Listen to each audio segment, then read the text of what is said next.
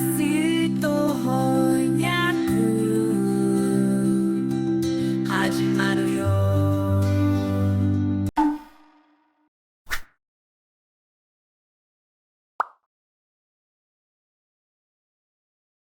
皆さんこんにちは、花です。今日私は特別な動画を作っています。今日メダリストエピソード5からひかるちゃんの競争パフォーマンスを分析します。本当に楽しみです。グッドボタンとチャンネル登録よろしくお願いします。Now today we're going to be talking about Hikaru's performance from episode 5 in greater detail. And before we do that, I do just want to go over a couple of terms that you're going to hear me using quite a lot and just go over some basics because we're going to be looking at this from the eyes of a competitive figure skating program, which is very complicated. So a couple terms you might want to know beforehand is IJS, aka International Judging System. The IJS is a universal scoring system that is used across all countries. So this is not specific to the United States. I know that every country in the world uses this because this is the scoring system that is used for international competitions where skaters from all over the world are competing against each other. Meaning if I say the base value of a jump is this, I know for a fact that's not just the United States, that is also the same in Japan. And I will be referring to it as IJS since it is quite a mouthful to continue to call it the International Judging System. Next you might want to know is the base value. So whenever I talk about the base value, that is the base foundation amount of points that a skater can get for an executed element. So if they do a triple Lutz, based off of its difficulty, it has a base value in IJS, and that is the score that you get for the element. Next is going to be GOE. GOE is the grade of execution. So the GOE is actually a score that can either give or take away points from that base value. Think of the base value as the foundation of the score you can get for a completed element, but the grade of execution, aka GOE, is going to add or take away points based off of how well you execute the jump. So if a skater were to complete an element, they did it, but they were very scratchy, they put their hand on the ice, and it just looked like it was labored, they are more than likely going to get negative GOE, which means that their base value is going to have points taken away from it. So the total amount of points they get for that element is going to go down because they did not execute it well. But if the skater does exceptionally well with it, they have good speed, they have good flow, they add some extra difficulty like putting their arms over their head like we're going to see in a moment here, they will actually get points added to their base value and actually get more points than what the base value of the jump is for completing it well. Another term I'm going to use a lot in this is going to be free leg. Now because skaters will jump and spin in different directions depending on what hand they're dominant with, we call the leg that is in the air when they are on one foot the free leg. So I'm not going to just say her left leg or her right leg because that can be different for every skater and it might get confusing. So to make it not confusing by using left or right, I'm going to just call it the free leg. The free leg will be the leg that is up in the air whenever the skater is on one foot. Any other terms that I can think of, I can't think of off the top of my head right now, so I will talk about them throughout this video as I get through the performance. Dance Macabre is a very commonly used piece of music for skating, so I loved that they used this. Right now she's just doing some opening choreography, some crossovers, a couple of choreographic arm movements, and now she's getting into some steps. She's about to go into her triple Lutz, triple loop combo with the arms over her head and a kick on the landing. So a triple Lutz triple loop combo is considered to be the most difficult triple combo that does not include a triple axel. And interestingly enough, most figure skaters on the senior circuit as of right now do not do a combo with a loop at the end because of its difficulty. And there is a reason for this. So adding a loop at the end of a combo is worth more points because it is exceptionally more difficult to do. In the case of adding a toe loop at the end of a combo, which is the much more common thing to do that you will see skaters like Kaori Sakamoto, Monet Chiba, Amber Glenn, all the top names of the international scene right now in figure skating, they all do a triple toe loop at the end. And that is because when you have a combination jump, let's say the first jump in that combo, you're just a little bit off on it. Like you landed it and it's not the greatest landing you've ever had. You're a little bit wobbly, your balance is a little bit off. If you do a triple toe loop at the end of it, granted, if you were off on the first jump, it might not go perfectly for you, but you have an opportunity to kind of re-center yourself because you have a moment to rebend, you have a moment to put your free leg in the ice as balance and relaunch yourself back up in the air. So there's a lot more room for error on that first jump, and you can still get that triple toe loop done depending on how good of a competitor you are and the level of how off you were when you landed that first jump. Adding a loop to the end, you don't get to use your free leg at all. Your free leg should not touch the ice. You have to be foot perfect when you land that first jump in order to make a loop combo work, because there is no time to readjust. There is no time to use your free leg to launch yourself. You literally land and you immediately jump back up. So because of this, the margin of error on this kind of combo is way higher. And that means that because the difficulty is higher, the base value of the jump is higher. However, most skaters still don't do it because they're more likely to make a mistake on it. And if you make a mistake on it, you're going to get way less points than if you did a well-executed triple toe loop combo. So for reference, whenever you're doing a combo in single skating, it just takes the base value of both jumps and adds it together. And in this case, a triple Lutz is worth 5.9 points and a triple loop is worth 4.9 points. You add that together, that is 10.8 points as a base value. And just for contrast, the triple toe loop is worth 4.2 points, while the triple loop is worth 4.9 points. So your base value goes down to 10.1. So it's over half a point higher to do a triple loop off of the end of it. Now, also in the case of Hikaru, she added her arms over her head on the triple loop, and when she landed, she showed off how much control and flow she had by kicking her leg up and adding some flair. When it comes to GOE, the grade of execution, which is up to the judges and how they view the jump, how well done it was, there are actually a bunch of bullet points that the skater is supposed to hit for them to give a certain amount of extra points, and they can rate it on a 1 to 5 scale. So if they want to add points, they can go, oh, this was just a little bit better than normal, so I'm gonna give it a 1. 2, this was absolutely perfect, there was nothing they could have done better, I'm gonna give them a 5. If they just did it as it's supposed to be, they would give a 0, which means they're not gonna add anything to the base value, but they're not gonna take away because it wasn't performed poorly. And then if it was performed poorly just a little bit, they can give a -1, and then if they fell or it was just really bad, they put their hand down, it was just awful, they would give a -5. Now what each judge gives them is thrown into a calculator, and then they get a score based off of those 1, 2, 3, 4, or 5, which then gives you the points that are either given or taken away from the base value. In Hikaru's case, because she put her arms over her head and she showed off a great landing, she had some difficult steps leading into it. She did a couple mohawks and 3 turns, which are all very basic elements that you learn very young, but it makes the entrance of a jump more difficult because it kind of comes out of nowhere. I would assume most of these judges probably gave her around a +2 or a +3, and I'm just spewing things out right now. I'm going to say she got an extra point added to her grade of execution on this jump, meaning that triple Lutz triple loop combo got her 11.8 points, which is a big point getter, especially because skaters at the senior level competing at the Olympics won't even have an element worth that many points sometimes. That's how good she is. All right, let's keep going. All of these extra steps that she's doing, these are all real, like crossovers, rockers, counters. This is like real choreography that you see at competitions. Okay, so that was a triple flip. A triple flip is worth 5.3 points, and then again, she didn't put her arms over her head or have an exceptionally good landing. However, it was still well done with a lot of difficult steps leading up to it. So I would say the judges probably gave her around a +1 or a +2. I'm gonna give her an extra half point on this. So she got about 5.8 points for that solo triple flip.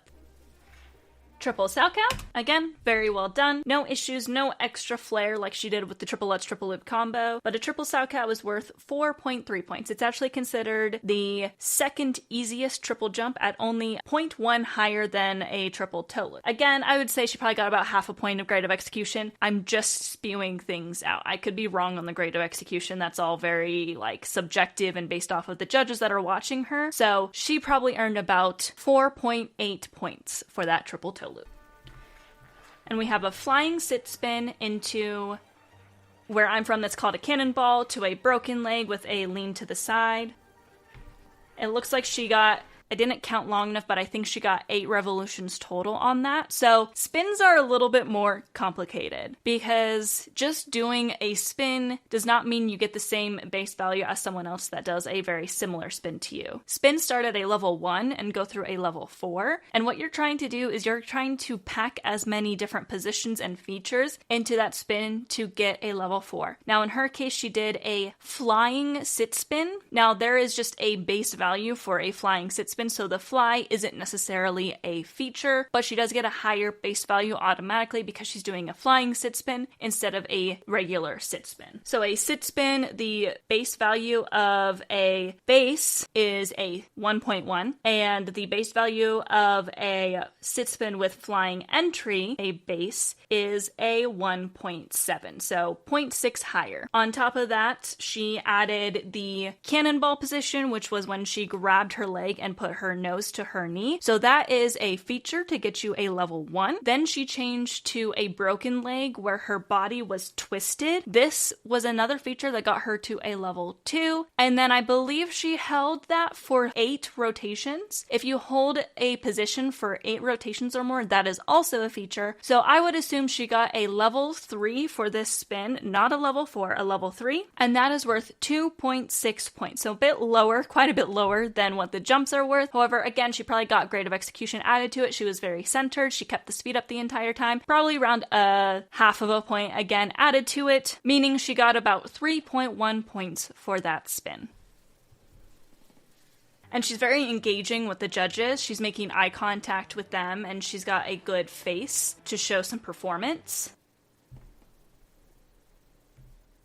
Oh, that was a level 4 layback spin. So for her layback spin, she did a sideways lean immediately, which is a feature. And then she went just kind of leaning back with her foot down. That position itself is not a feature. However, she did increase speed. If you show an obvious increase in speed while you are spinning, you will get another feature. So that would be another level, meaning she's now at a level 2. Then she did a hair cutter, which is where she just brings her foot I'm getting very into this. She brings her foot up to her head, but she doesn't bring it over her head. This is called a hair cutter because it looks like you're cutting your hair. This is another feature, so she's up to a level 3. And then she brought it up to a Bielman, which is all the way up here, which is a level 4. So she maxed out on points on that layback spin. Now, granted, a base layback spin is only worth 1.2 points, but she got a level 4, which is worth 2.7 points. And again, I'm going to say she added about half a point of GOE to that. Actually, I'm going to give this one a full point. So I'm going to assume she earned about 3.7 points for that layback spin.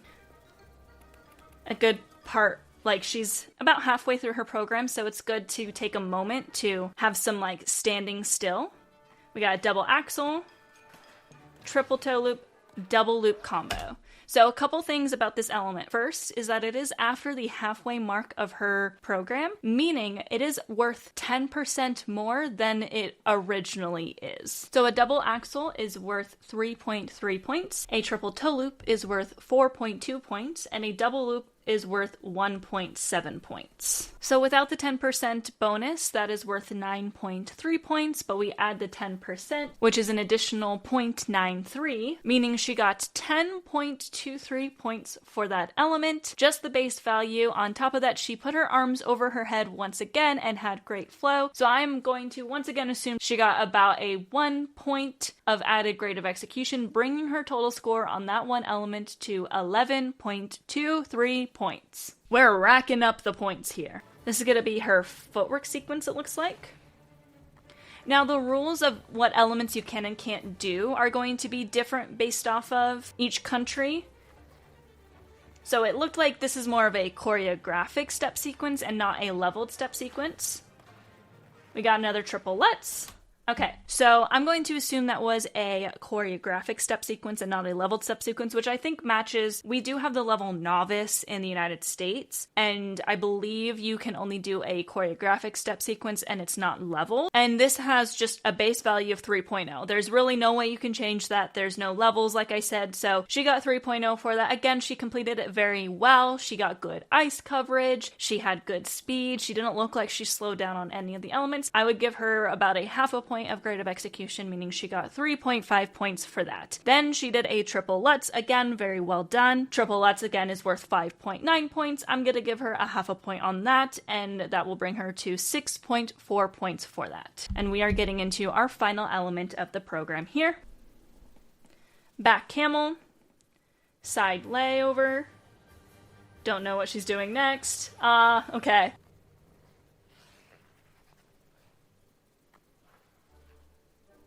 Okay, so there you have it. Usually a program is going to require a combination spin, which more than likely that final spin was a combination spin. However, we didn't get to see it because it showed shots of the audience instead, of course, because this is an anime. This is not a real life figure skating competition, meaning it's going to show other things to keep up the interest of the story. All I saw was a back camel with a sideways leaning layover and then what looked like just a back upright spin, which isn't really worth any points. If it were just a camel spin, the base of a camel spin is 1.1 points, but I only saw one feature, which was that sideways lean, meaning it would be a level 1 at 1.4 points, plus again some added grade of execution. I would give that, because it's so low, probably about 0.25, a quarter of a point grade of execution for that, bringing it to 1.65 points. However, that one is a little bit hard to tell because it is likely that she was actually doing a combination spin, which, just for reference, a combo spin with no change of foot is worth 1.5 points instead of 1.1 points for a base, but a combo spin with a change of foot is worth 1.7 points. But I can't really score it again because I didn't see the full spin. So in all honesty, Hikaru is doing a program that if she adds, I believe it's just one more jumping pass, she would be competitive at the senior level. And I mean it when I say not even Kaori Sakamoto, the reigning and 3-time consecutive world champion, the favorite to win the Olympics next year, is doing that difficult of a program. The only skater that is competitive and in the mix for being that world champion or Olympic champion is Amber Glenn, and the reason that she's in the mix is because she also has the triple axel, which is the most difficult triple jump. The triple axel is still not attempted by most of the women's field. I would say you maybe see out of 20 skaters 2 to 3 attempt it because it is much more difficult than the rest of the triple jumps. So any skater that can do it and do it well can be in the mix to be winning medals. Now in America,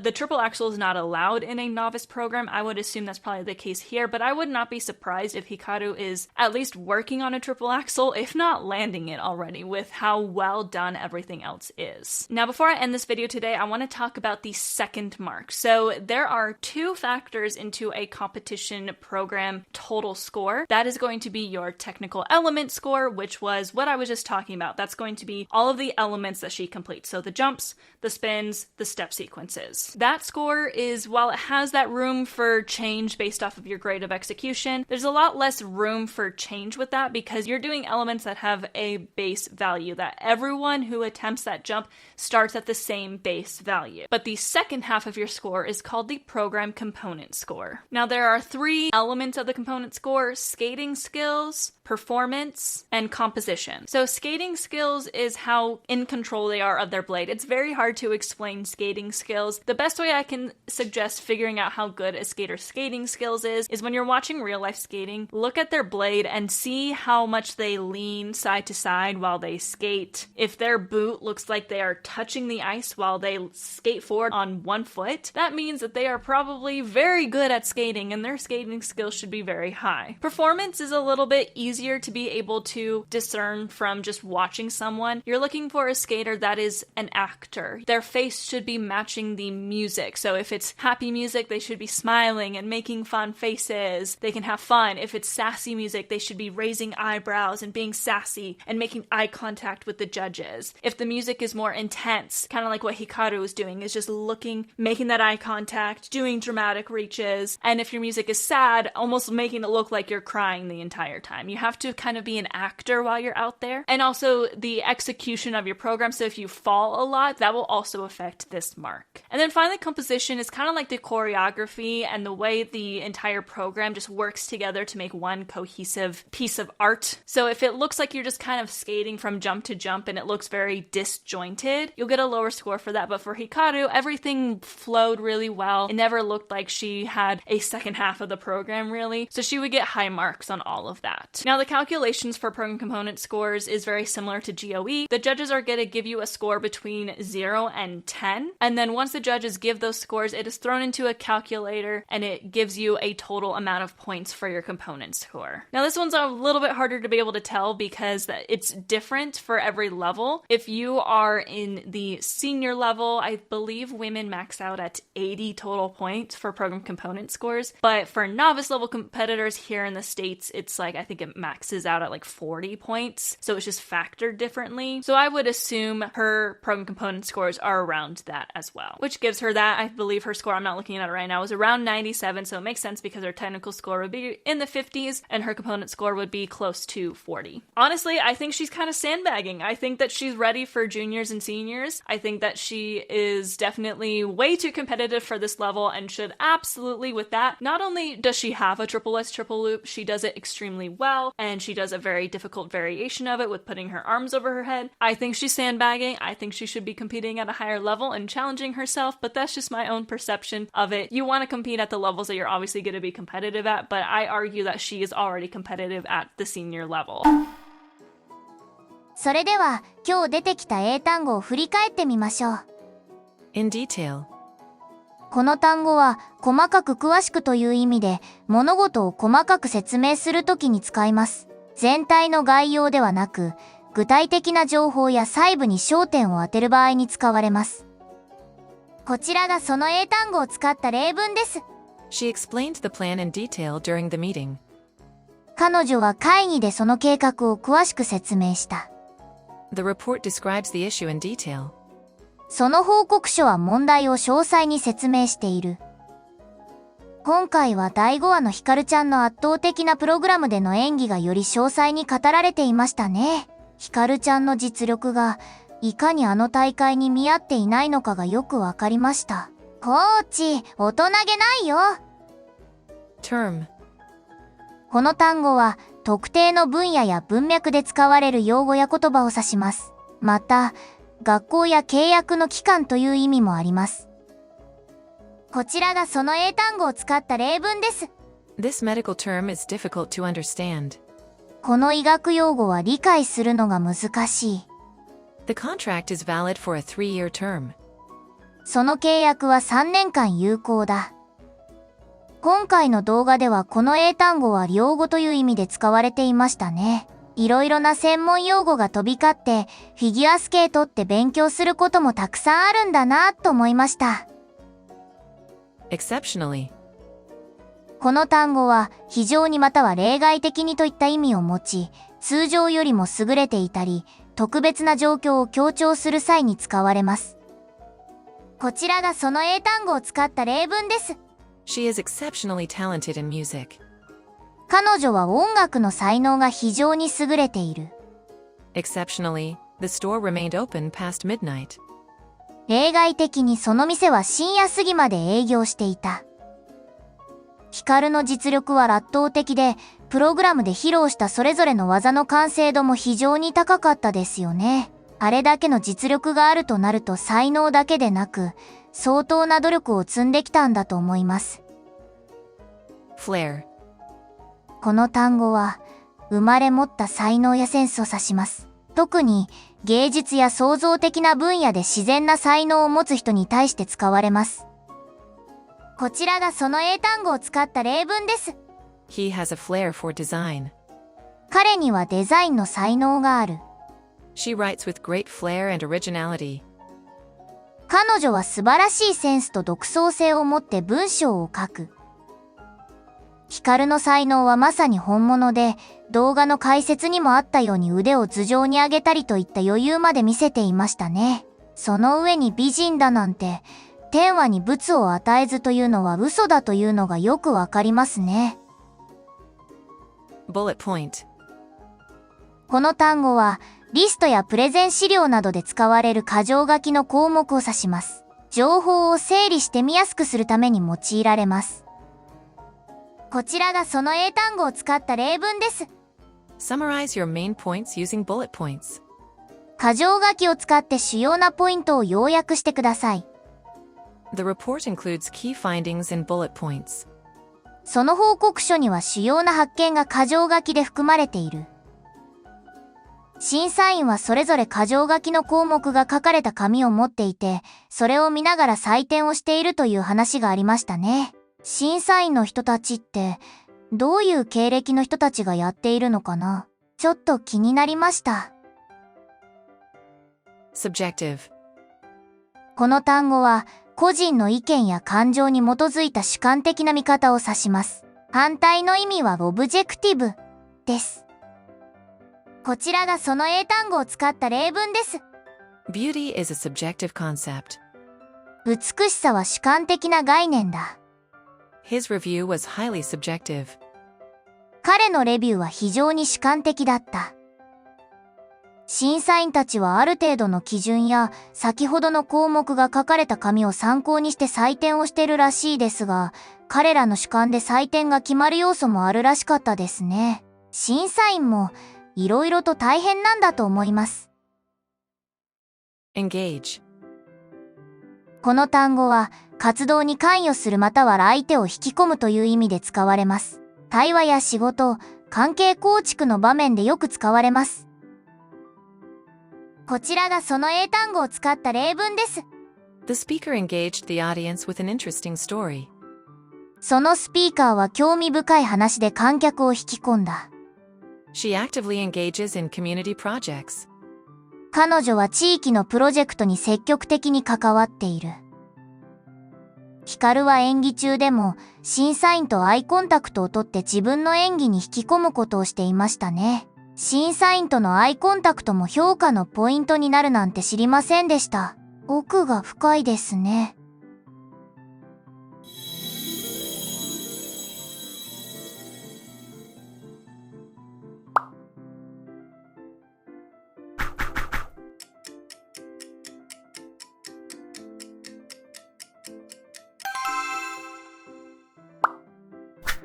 Discern.